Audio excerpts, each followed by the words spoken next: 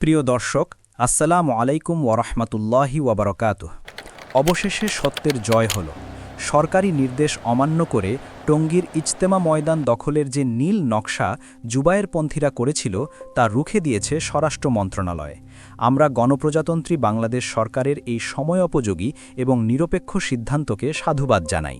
৩০ December ২০২৫ তারিখে স্বরাষ্ট্র মন্ত্রণালয় থেকে জারি করা এক জরুরি পরিপত্রে স্পষ্টভাবে জানিয়ে দেওয়া হয়েছে, আসন্ন ১৩তম জাতীয় সংসদ নির্বাচন ও গণভোট ২০২৬ সুষ্ঠুভাবে সম্পাদনের লক্ষ্যে টঙ্গীর মাঠে ২ থেকে ৪ জানুয়ারি খুরুজ মাজমা এবং ২২ থেকে ২৪ জানুয়ারি বিশ্ব ইজতেমা সহ কোনো ধরনের সমাবেশ করা যাবে না। পরিপত্রে কি আছে? আপনারা স্ক্রিনে যে চিঠিটি দেখছেন, এটি স্বরাষ্ট্র মন্ত্রণালয়ের রাজনৈতিক ৬ শাখা থেকে জারি করা।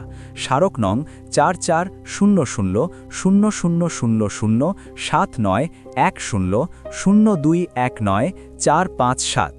উপসচিব জনাব মুহাম্মদ আনোয়ার পারভেজ স্বাক্ষরিত এই চিঠিতে পুলিশ মহাপরিদর্শককে নির্দেশ দেওয়া হয়েছে যেন নির্বাচনের পূর্বে টঙ্গীর মাঠে কোনো পক্ষই কোনো ধরনের সমাবেশ করতে না পারে। এর মানে পরিষ্কার, আগামীকাল ২ জানুয়ারি জুবায়েরপন্থীরা খুরুজ মাজমার নামে যে জমায়েতের ডাক দিয়েছিল তা সম্পূর্ণ অবৈধ ঘোষণা করা হলো। কেন এই সিদ্ধান্তকে আমরা স্বাগত জানাই? মাওলানা সাদ সাহেবের অনুসারীরা শুরু থেকেই বলে আসছেন, আমরা সংঘাত চাই না, আমরা চাই আইনের শাসন।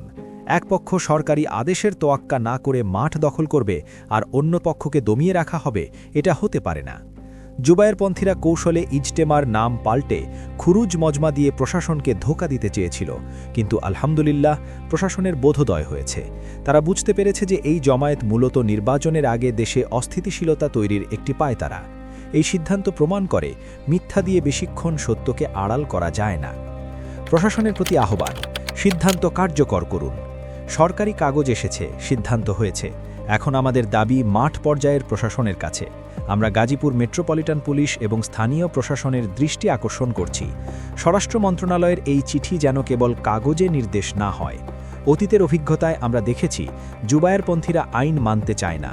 তারা গায়ের জোরে মাদ্রাসার ছাত্রদের ব্যবহার করে মাঠ দখলের চেষ্টা করতে পারে। ১ ডিসেম্বর ২০১৮তে তারা যেমন রক্তপাত ঘটিয়েছিল, তেমন কোনো পরিস্থিতি যেন আর তৈরি করতে না পারে। প্রশাসনকে এখন কঠোর হতে হবে। ২ জানুয়ারি যেন কেউ টঙ্গীর আশপাশে ভিড় করে জনদুর্ভোগ বা বিশৃঙ্খলা সৃষ্টি করতে না পারে, তা নিশ্চিত করতে হবে। মাওলানা সাদ সাহেবের অনুসারীরা সবসময়ই আইনের প্রতি শ্রদ্ধাশীল। সরকার যখনই বলেছে নির্বাচন বা দেশের স্বার্থে ইজতেমা বন্ধ রাখতে হবে, আমরা মেনে নিয়েছি, কিন্তু জুবায়েরপন্থীরা বারবার হঠকারিতা দেখিয়েছে। আজকের এই সিদ্ধান্ত সেই সব মাজলুম সাথীদের জন্য এক ধরনের স্বস্তি যারা জুবায়েরপন্থীদের আগ্রাসনের ভয়ে ছিলেন। পেট্রোল বোমার আগুন আর অ্যাসিডের দহন আমরা ভুলিনি, কিন্তু আমরা বদলাও নেইনি। আমরা আল্লাহর ওপর ভরসা করেছি এবং দেশের আইনের ওপর আস্থা রেখেছি। শান্তি বজায় থাকুক। পরিশেষে আমরা আবারও সরকারকে ধন্যবাদ জানাই একটা বড় সংঘাত এড়ানোর জন্য।